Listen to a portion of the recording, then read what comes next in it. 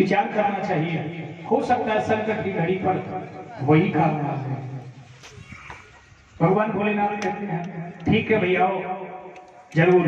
और भगवान भोलेनाथ ने विष का पान किया है, राम नाम से मुंह खुला और गले में ही रमागे पूरे विश्व को नीलकंठ। बोले नीलकंठ भगवान की जय। सुखदेव जी कहते राजन परीक्षित देवता भगवान भोलेनाथ को प्रणाम करके चल दिए और जो ही आए हैं फिर समुद्र का मंथन हुआ। जो ही समुद्र का मंथन हुआ है अनेकों रत्न निकले। आखिरकार जिनमें उत्सव घोड़ा कौस्तुभ मणि इत्यादि निकली हैं। आखिरी में धन्वंतरी जी महाराज प्रकट हुए हैं अमृत का कलश लेकर के। और जो ही निकले देवताओं को ध्यान पड़ा अमृत निकल गया है और फिर उसी समय पर दैत्यों ने उस अमृत के कलश को छीन लिया है। जो ही अमृत का कलश छीना जैसे डॉक्टर के हाथ से यदि औषधि निकल गई तो क्या करें। आखिरकार विचार किया क्या करें भैया। तो ये दैत्यों के हाथ में गया कोई न कोई ऐसी लीला हो। भगवान का स्मरण किया भगवान नारायण का और नारायण भगवान विश्व मोहिनी बन करके आ गए।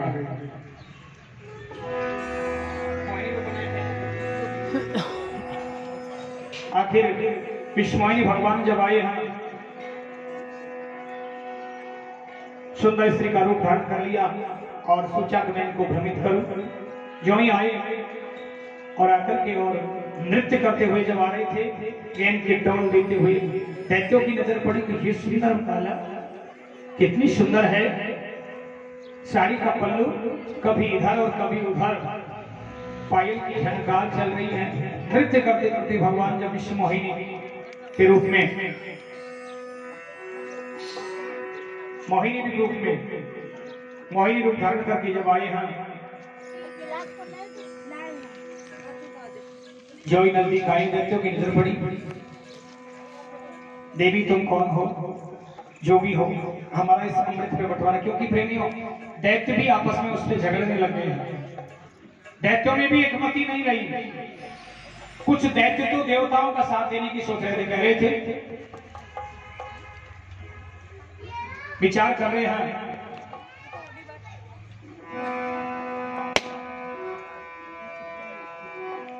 काना विचार कर रहे हैं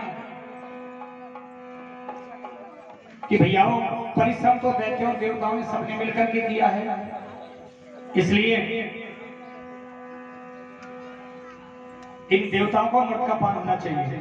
एक मति जब नहीं बनी उनमें, आखिरकार यह सहमति बनी तो मोहिनी भगवान के हाथों में जो ही अमृत का कलश दिया और निवेदन किया कि हम भी इसको बांट दो। मोहिनी भगवान कहने लगे भैया बांट तो दूंगा लेकिन कहीं तुम में ऐसा कोई विचार तो नहीं है कि नहीं ऐसा कोई विचार नहीं, आप जैसे भी बांटोगे हम ले लेंगे। तो फिर पंक्ति बनाओ, लाइन बना ली देवताओं की और दैत्यों की। मोहिनी भगवान चले दैत्यों की तरफ से पहले और नृत्य करके पल्लू की आड़ ले लेते, झुकते लेकिन पिलाते नहीं। दूसरे जो आगे वाले जो दैत्य थे वो सोचते कि पल्लू की ओट करके पिला रहे हैं और झुक करके नृत्य करते हुए चलते और फिर झुक कर जो ही दूसरा दैत्य आता फिर झुकते और झुकाते तो सही लेकिन अमृत की बूंद भी नहीं डालते। और आगे चलते हुए जो ही देवताओं का आक्रमण आया और अमृत पिलाना शुरू कर दिया। अमृत देवता पी गए हैं, लेकिन प्रेमियों राहु जो है उसको पता लग गया कि ये तो कोई दैववंश है। सूर्य और चंद्रमा के बीच में जाके बैठ गए हैं और जाकर के उसी समय पर सूर्य भगवान ने और चंद्रमा ने कह दिया कि ये दो महाराज राहु है, लेकिन तब तक तो वो अमृत पी चुका था। आखिरकार भगवान ने अपना सुदर्शन चक्र से उसका मस्तक काट दिया, लेकिन अमृत पीने के कारण से सर और धड़ दोनों जीवित रहे और नाम राहु का दूसरा पड़ गया कि दो ग्रह बन गए। सुखदेव जी कहते राजन परीक्षित आज भी सूर्य और चंद्रमा को वही दोनों सताते हैं जो ग्रहण होता है पीड़ा होती है, उनकी जो तेज है अरे बबलू भैया कर देता है, बबलू भैया इधर आओ। इतना ग्रसित करता है। जैसे किसी आदमी के शरीर से खून अरे भैंस की टांग झुक रहा है नीचे यार, इसको ऊपर खींचो एक बार। एकदम क्षीण हो जाएगा, उसका तेज खत्म हो जाएगा। वैसे ही सूर्य भगवान को बड़ी पीड़ा देता है। दिन में भगवान का कितना तेज रहता है, लेकिन ग्रहण के समय वही सूर्य भगवान ऐसे लगते हैं जैसे अब तो अंधेरा होने वाला है। अरे ये नीचे की तरफ ये देखो, ये होती है। ये इसके नीचे कुछ लगा दे तो प्रेमियों, ये इसके नीचे के सुखदेव जी कहते हैं राजन परीक्षित, एक मिनट दैत्यों को जब पता लगा, जट्टू भैया गए लड़ने के लिए तैयार हो गए। बड़ा भारी युद्ध हुआ दैत्यों में और देवताओं में। आखिरकार पंडित जी बोल रहे हैं, पंडित जी उधर से देख रहे समझाया, हो, वो बोल रहे बोलो वो ब्रह्मा जी ने अबे नारद जी ने अवगत कराया भैया, पंडित जी बोल इन्होंने रहे पान कर लिया, क्यों व्यर्थ में लड़ते हो, समझाया आखिरकार। अरे ये तो अपना फिर समय बीता लाइव चल रहा है लाइव। और प्रेमियों, और ये साला ये नहीं रुक रहा। शक्ति कमजोर है, देवताओं की शक्ति प्रबल है। लेकिन कुछ समय बीता और फाइनली बलि ने और राहुल तो गायब ही हो गए। अपने गुरु को प्रसन्न करके ये देखो अपना सर्वस्व जैसे गुरु के चरणों में न्यौछावर कर दिया और गुरु को प्रसन्न कर लिया।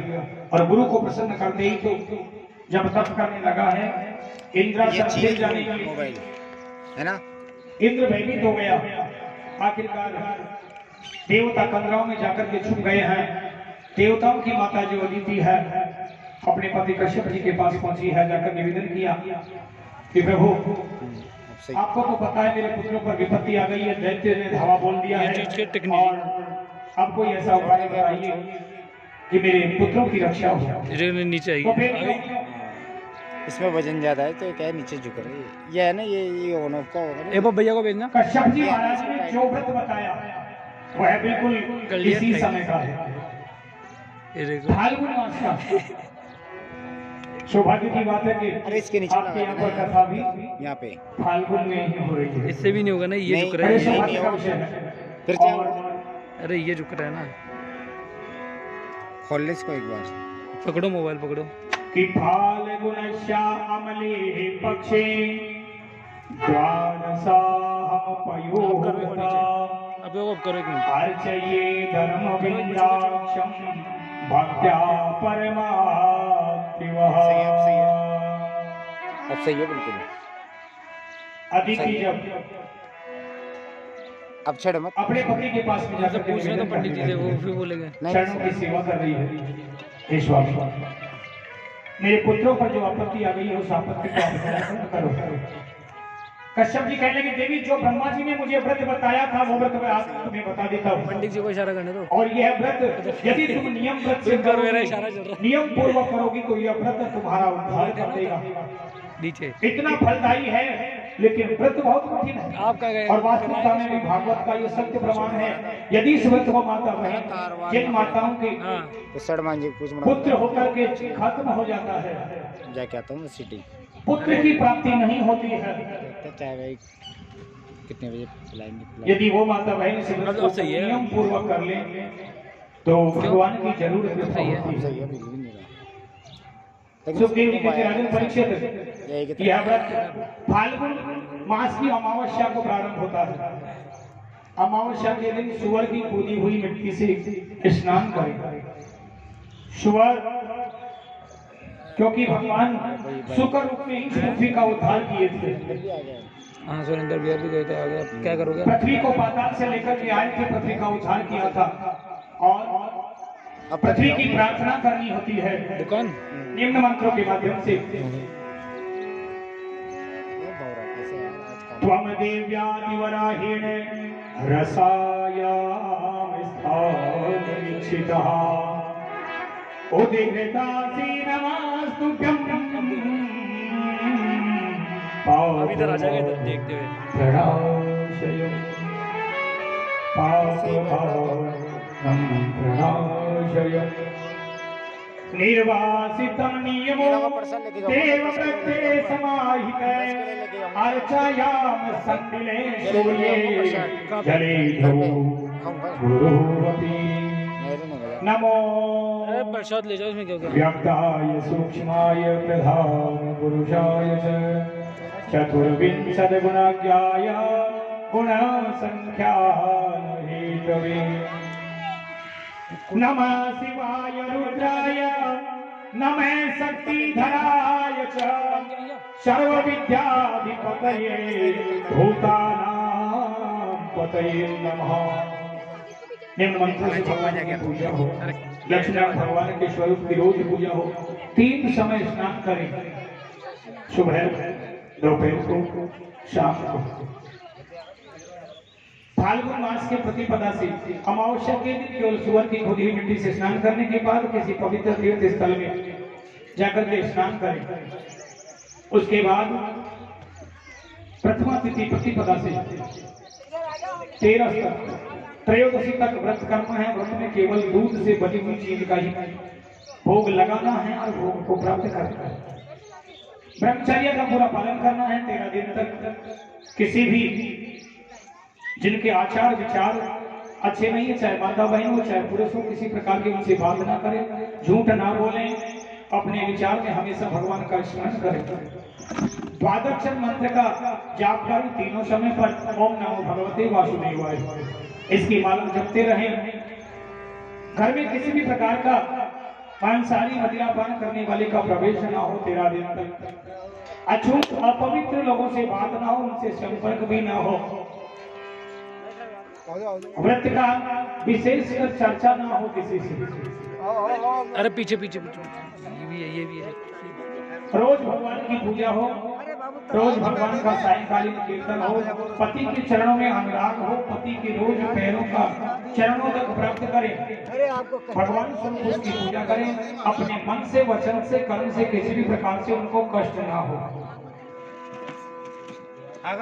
भागवत के भाव कटु नियम, कठोर नियम यदि वातावरण का पालन करें तो जरूर पुत्र की प्राप्ति होगी, मनोकामना पूर्ण होगी। अभी आपको सूक्ष्म नियम बताए, बहुत नियम है भागवत की। कथा प्रसंग सुखदेव जी कहते राजन परीक्षित, यदि इस व्रत का नाम है पयोव्रत, यदि इस व्रत को अदिति तुम नियम पूर्वक करोगी तो तुम्हारे यहाँ पर सुंदर पुत्र का जन्म होगा, या कहीं भगवान की कृपा होगी। और प्रेमी अदिति ने नियम पूर्वक भगवान का ये व्रत किया है 13 दिन तक। और 13वें दिन तो स्वप्न में क्या, जैसे कुछ सोई हुई है, कुछ जगी हुई है, और प्रभु का साक्षात्कार हो गया। जो ही साक्षात्कार हुआ और कहा, हे अदिति, मैं तुम्हारी कामना समझ रहा हूं, तुम्हारी मनोकामना जरूर पूर्ण करूंगा। देवी, मैं स्वयं ही तुम्हारा पुत्र बन करके आऊंगा। और प्रेमियों, समय आने पर वही भादो महीना शुक्ल द्वादशी में, श्रावण द्वादशी अभिजीत मुहूर्त में महाराज अदिति के यहाँ पर वामन भगवान का जन्म हो गया है। बोले वामन भगवान की जय हो। कई ऐसा विचार मत करना कि वामन भगवान की झांकी तो हम हर कथाओं में देखते हैं, लेकिन प्रेमियों भगवान के तो प्रागट्य बहुत है। जो भी कथा प्रसंग के अनुसार जैसे भी रुचिकर होते हैं, झांकियां भगवान की बनती है। कुछ झांकियां अलग अलग। तो प्रेमियों, वामन भगवान का जब जन्म हो गया और प्रेमियों शंख, भेरी, मृदंग, ढोल आदि बजने लगे, गंधर्व नाच करने लगे हैं, मुनि लोगों ने स्तुति करी है। अब वामन भगवान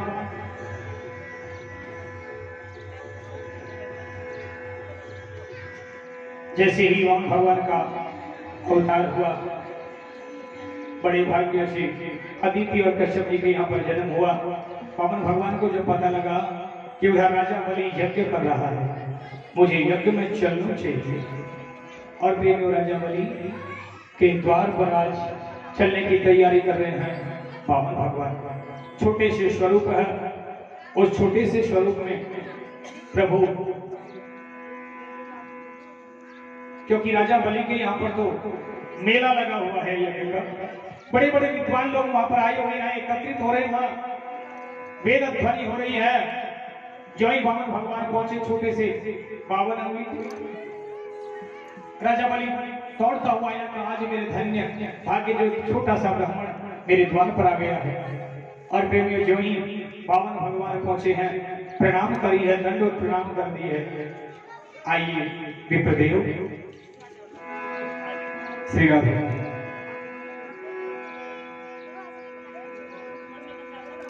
और प्रेमियों जो ही उचित आसन लेकर के बिठाया,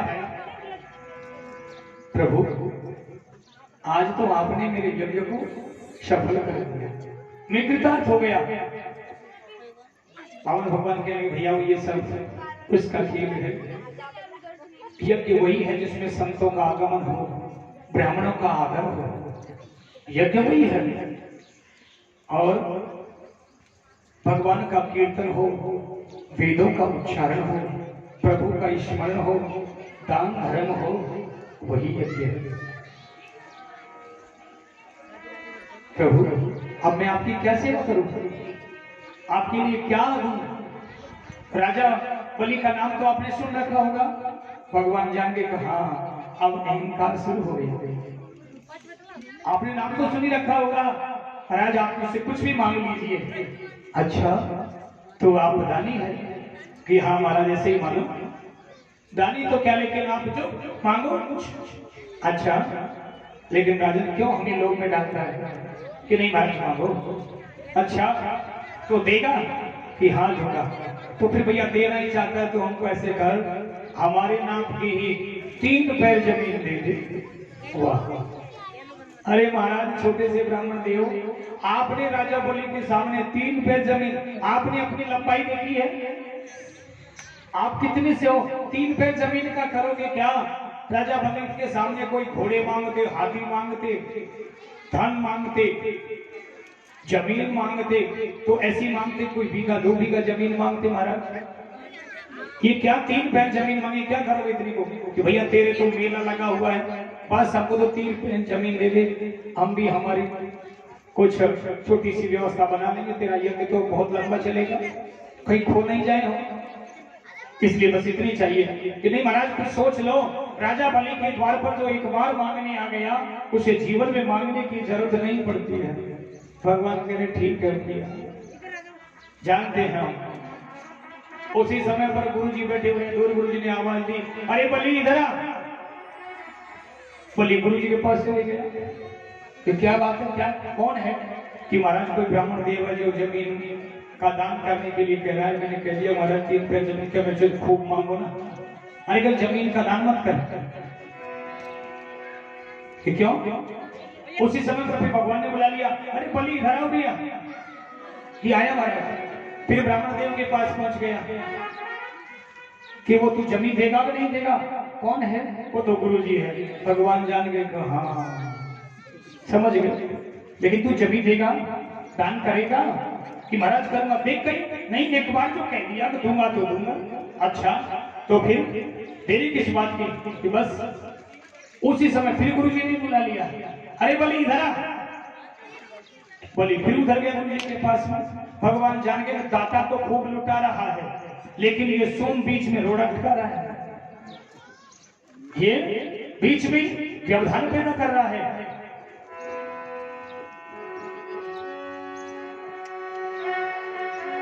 आखिरकार भगवान को बुला नहीं चाहे थे, लेकिन जैसे आज मन के विचार प्रकट कर दिए हैं गुरु जी ने।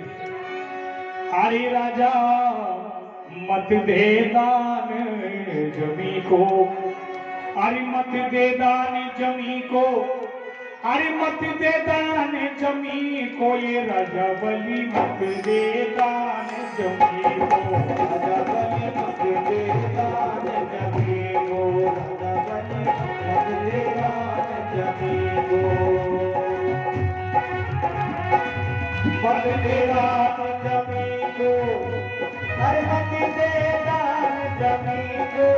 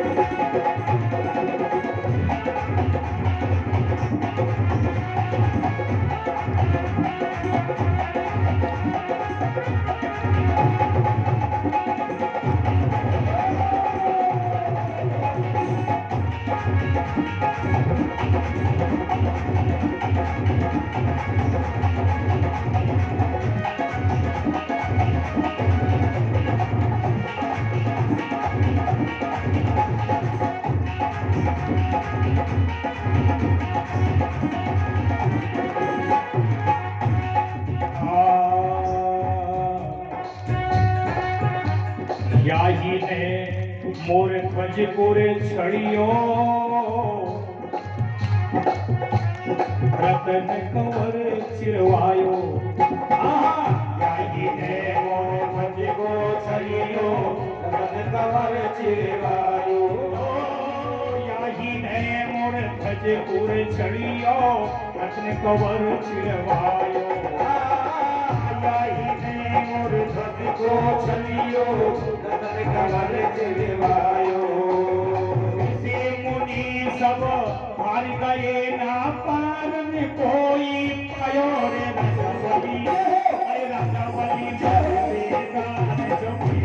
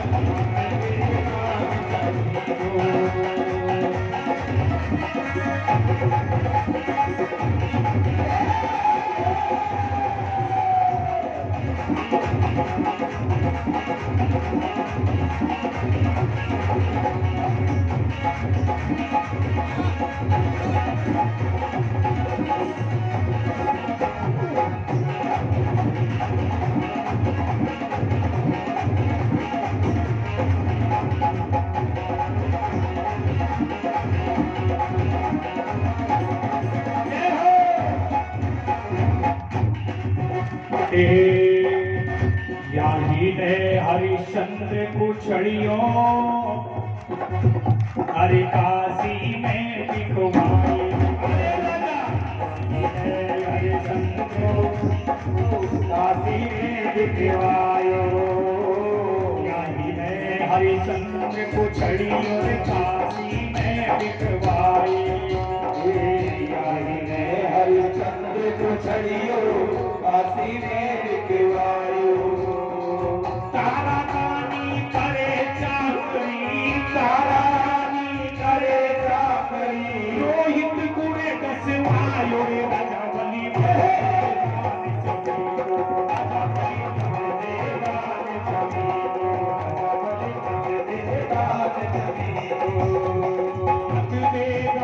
जमी को अरे मत दे दान जमी को ये राजावली राजावली मत दे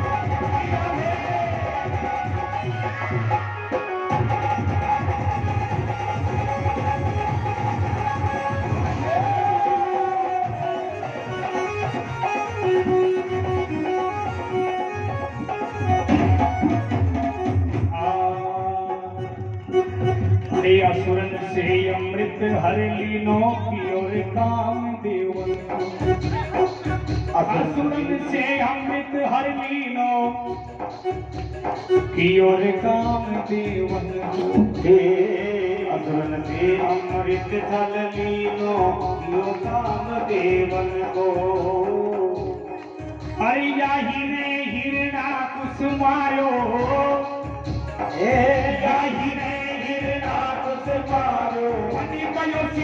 बनी को ये राजा बनी राजा बनी दान सभी को राजा बनी मत दे दान सभी को मत दे